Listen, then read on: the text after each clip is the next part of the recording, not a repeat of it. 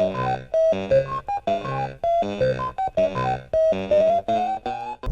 thank God it is Friday. What up, YouTube? It's your boy Bako99. I'm finna start a weekly gaming news update, and this is pretty much just gonna be each week on Friday on my way home from work. I'm just gonna kind of recap some of the stuff I saw throughout the week on YouTube or whatnot. So it'll be random topics. Some topics won't go too in depth, just maybe mention a thing or two about them and then move on to the next topic. But I got this app I download to my phone to where I can pretty much just do my little voice to add to the video while it's fresh on my mind, instead of waiting until I get home a couple hours later when it's not fresh on my mind. So hope you enjoy this series, but go ahead and get it started with this week. So this week, looking at most of the Division gameplay, getting new updates on that. So I'll kind of touch on the most recent news that I remember from this week. So I actually saw a video with the developer about the Division, and he actually mentioned in-game content. And I was trying to read in between the lines to see if it was just kind of something generic he was saying, or is there truly going to be that much content that he was alluding to. But I kind of believe there is. So I know one thing he mentioned is that there's a year's worth of content for the Division. Now, I'm not sure what percentage of that content is already done being developed and just holding on through DLC or the free DLC. And that's right, he did confirm that there would be the first type of DLC content will be free, which is good. So I'm not sure how much of that percentage is unfinished and finished, or with the paid expansion pack with the season pass. But nevertheless, it doesn't seem to be the developers are too much worried about lack of content. And then as far as the end game, he did mention that there are a couple of things that's going to have to do with the end game. The main one that they talk about and reveal is the separate dark zone areas and reset of all the enemies to be level 30 and harder. But he kind of hinted at there were some other tricks up their sleeve, so I got kind of excited about that. And the only other real update about the Division that I saw that would be something new other than what's been discussed a lot was the actual topic of bullet sponges. Now, if you saw my most recent video about my beta review for the Division, I accidentally went off on a little minute-and-a-half rant about people complaining about the enemies being bullet sponges, which I'll repeat once again, I don't see what's the big deal. Video games are going to be video games. It's never going to be 100% true to real life, because at some point you got to diversify from that to make the game as interesting as possible. But the developer actually addressed that issue, and pretty much what he said was that the issue with the bullet sponges is they really wanted all of the actual mechanisms and mechanics of just the flat-out game and shooting of the weapons and all the perks and abilities to actually matter and mean something. And like I said on my video, how much would it mean if you have all these extra stats and attributes on these weapons, but you can just kill a boss enemy and with 2 headshots? You know, it's just will take a lot away from the game. So I hope people just get over that fact. And also to mention, I actually saw a video this week to where some guy was max ranked and he had that gold assault rifle, but he had this marksman rifle. Side note, he gave one of the civilians in need a water bottle or something. They gave him actually a pink skin for his gun. He can change to put on any gun. I didn't know the skins were in the beta, so that was just a side note. But but I actually saw this guy taking down like enemies with one shots with the assault rifle. So of course, when you're level 4 and you're going against level 5 enemies, or you're level 4 but a weak level 4, and your guns are a little weaker than what they should be at a level 4, then of course they're going to be bullet sponges. But if you actually handle your business in the dark zone, get the better loot, go back to the campaign mode like it was intended to do, then maybe you find yourself killing enemies with a lot less bullets and a lot less spongy. So that was addressed as well on that. So moving on from the Division, another thing that I personally thought was kind of funny to me was the the continuous drama going on with Destiny and the developer Bungie. So the video I saw was talking about how, well, first let me say that I guess the CEO of Bungie has stepped down, and then another person has stepped up in his place. And I don't get that deep to remembering these people's names and things like that, but the head CEO stepped down, and then another guy stepped in, took his place, and is promising that he's going to devote all of his time and energy on improving Destiny. But it was funny because one of the things Destiny sent out to players who haven't been playing, they sent emails out, or I think they even had some notifications in the game of the tower, was this questionnaire of how come you're not playing Destiny anymore? And it's almost like, I know I can't go YouTube and come across Destiny content where the players in the community are not bashing Bungie for many reasons, particularly the biggest one being just not being transparent enough and being honest enough with the community about what the hell is actually going on with Bungie and content and future plans of it.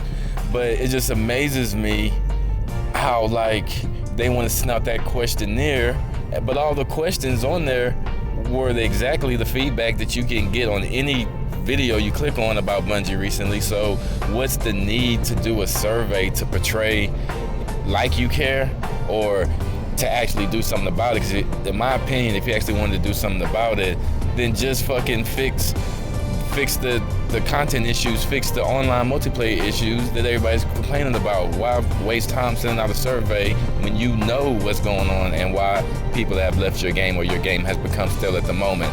I personally don't think Destiny is going anywhere. I haven't played in a couple of months, but that's only because I have no content to play.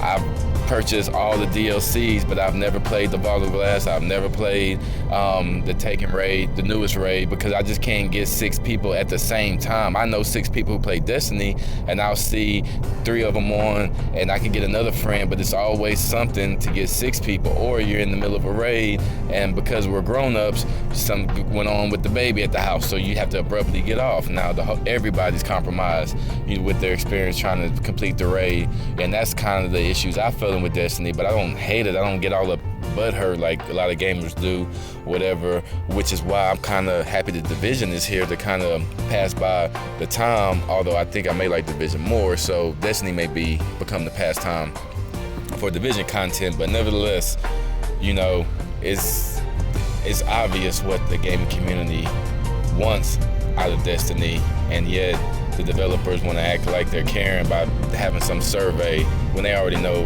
what the deal is. So they should just take care of it, because it takes one game to come out to catch Destiny at their time with the no content to totally lose some of the population. So Bungie, y'all need to get it together.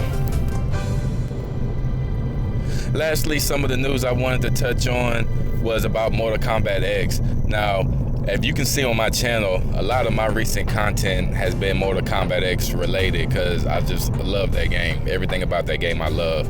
But the Division beta and the Division hype kind of got me distracted from the Mortal Kombat X Combat Pack 2. But please believe, Mortal Kombat is one of my favorite games, and I will be on that combo pack playing with my dude Cyrax, which I've been waiting for. But just with the Division and trying to get everything set up to pump out a lot of Division content, I kind of dropped the ball in a sense with the updates on the Mortal Kombat X. But kind of what I'm seeing this week that got me excited was, it seems to be not this Sunday, but the following 3 Sundays will be the Combat Cast stream of one of the players, you know, each week, which that's what really start to get me back pumped up for the Combat Pack, because I'm anxious to see Barachi. We already got the video, which I didn't put up, so apologize for that, but we already got the video of the stream with the Triborg, which I guess would be Quad Borg, because Sub-Zero Cyber Dude is confirmed. So that's the only one they've had. So now they're gonna have the other ones with Predator, Baracha, and Leatherface. So I can't wait to see those combat casts. So those are coming up, not this Sunday, but the following 3 Sundays they'll have the streams, which I don't really watch on Sundays. I just wait till I get to work on Monday, and then I'll watch it then. But it'll be available to watch starting next Sunday, not this Sunday, but next Sunday. And then Also, they've had this beta, and I didn't participate in the beta because I kind of read some of the details, and it was something I'm really glad they're doing, but there's a lot of people to test out the beta as far as the new netcode that they're implementing in Mortal Kombat X, which really should help with the lag issues and the response time of when you push your button combos when you play online to really be as close as it can be to when you're playing someone offline. I thought I didn't have that problem at first, but I honestly say the last 2 months I have been seeing some lag and some issues even when, you know, both of us have good connections. I know I always have good connections because I have gigabit internet speed, but I play someone who I know has like 250 megs, you know, which doesn't do anything but play video games online and his phone or whatever. So I know he's not taxing his bandwidth. So, and then we would still be kind of laggy, not laggy, but definitely, you know, I'm blocking a combo string. I can react and get my combo string off after me blocking way more than I can online, because that little split second of delay when you're pushing your button is enough for the other player to get off their second combo, which kind of handicaps you because you can't block a string and then counter it. You just have to keep blocking, and eventually they're going to get you somehow. You can't block, you know, for all day on Mortal Kombat. You can always just grab and throw somebody. So that should be, you know, do a lot of wonders to the online experience with Mortal Kombat X. So that's actually, in its own way, that's actually exciting, because it may be something minute that a lot of players won't even realize it, but when you're a hardcore Mortal Kombat and you take pride in whooping ass and not losing, you know, those little net coding issues do make a difference. And then other than that, with Mortal Kombat Combat Pack 2, they have a lot of skins, even ones that they haven't really showed. They have a lot of skins. I know Cassie and Jackie Briggs have Lin Kuei and Shir Ryu ninja outfits, which I play with Jackie, so I love ninja outfits, so I'm happy about that. But I feel there's gonna be a lot of more little content with it, and everything is coming out at once, so they're not gonna shoestring, you know, a player every 2 weeks or something. On March 1st, we're gonna get all of the DLC, or you can just buy the Mortal Kombat X, I forgot what they call it, Ultimate Edition, maybe not the Ultimate Edition, but it's pretty much the whole game, you know, and all the DLC content, you know, in the one game. So really excited, looking forward to that. Other than that, I really haven't seen that much, you know, interesting news. Most of it, or at least what I'm looking at, is a lot of Division hype or Destiny bashing. But appreciate you watching my first video of my weekly gaming review. I'm gonna bring this to you every week. Usually I'm gonna probably do the recordings on Fridays to recap some of the things that I just come across browsing on my downtime at work, and I keep you updated. Peace.